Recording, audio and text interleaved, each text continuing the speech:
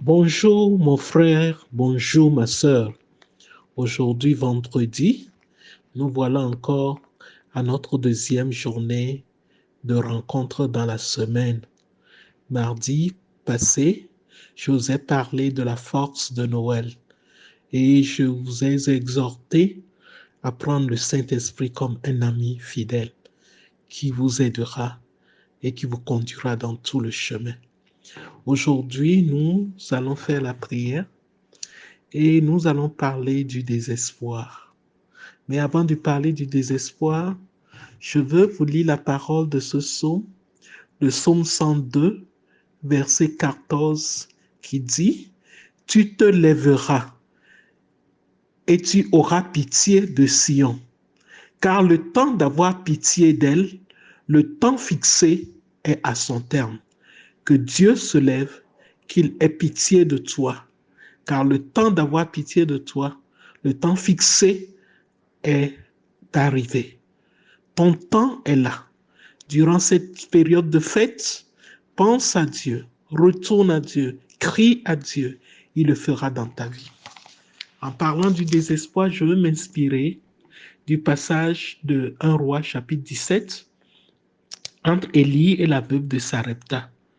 Voici que Dieu a envoyé Élie vers la veuve de Sarepta et la veuve a fait un bon témoignage de foi en nourrissant premièrement Élie avec la petite farine et la petite huile qui lui restait. Et selon la parole du prophète, l'huile n'a pas manqué jusqu'à ce que la pluie a visité. La farine n'a pas manqué et ils ont été à l'abri. La veuve a été la solution de Dieu pour l'homme de Dieu. Et voilà qu'après avoir fait ce bon acte, subitement, le fils de la veuve décéda. Et quand le fils de la veuve décéda, voilà ce que la veuve a dit à Élie. Qu'y a-t-il entre moi et toi, homme de Dieu? Es-tu venu chez moi pour rappeler le souvenir de mon iniquité et pour faire mourir mon fils? Ce sont des paroles de désespoir. Est-ce que de temps en temps, nos prières ne sont pas des paroles de désespoir envers Dieu? Parce que nous avons été frappés par une malédiction, parce que nous avons été frappés par un mal, parce que nous avons été frappés par une maladie, parce que nous avons un événement contraire, nous avons eu un accident, ou bien parce que nous avons eu une maladie, ou bien parce qu'on nous a licenciés dans le boulot. Quelle est la parole de désespoir que tu prononces? Et vous allez constater, je ne sais pas, la Bible n'a pas dit que c'est le diable qui a fait ça comme la veuve de Sarepta. La Bible est silencieuse là-dessus, mais c'est après avoir fait ce acte de foi pour nourrir l'homme de Dieu que la veuve a connu son problème difficile. Je ne sais pas le problème que tu connais, mais nous allons prier. Seigneur Jésus, je remets mon frère en tes mains. Je remets ma sœur en tes mains. Je te demande à ce que tu lui fasses grâce. Si tu sais, je le remets en tes mains. Des fois, ces malheurs viennent quand nous avons fait un acte de bravo pour toi.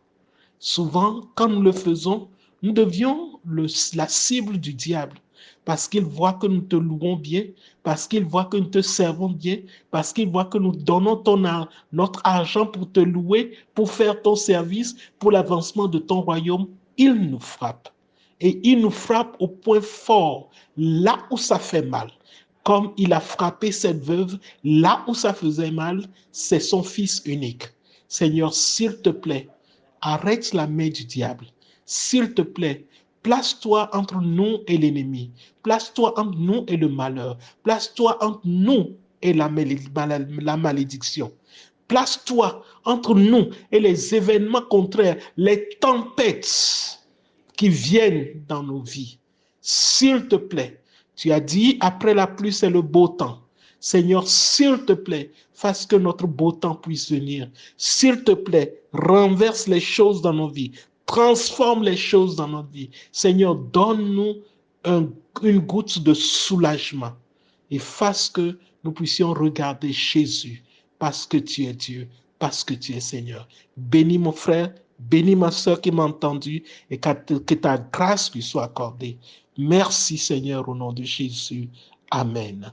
Vous avez entendu la voix d'un ami dans la diaspora. Que Dieu vous bénisse et vous soutienne. Amen.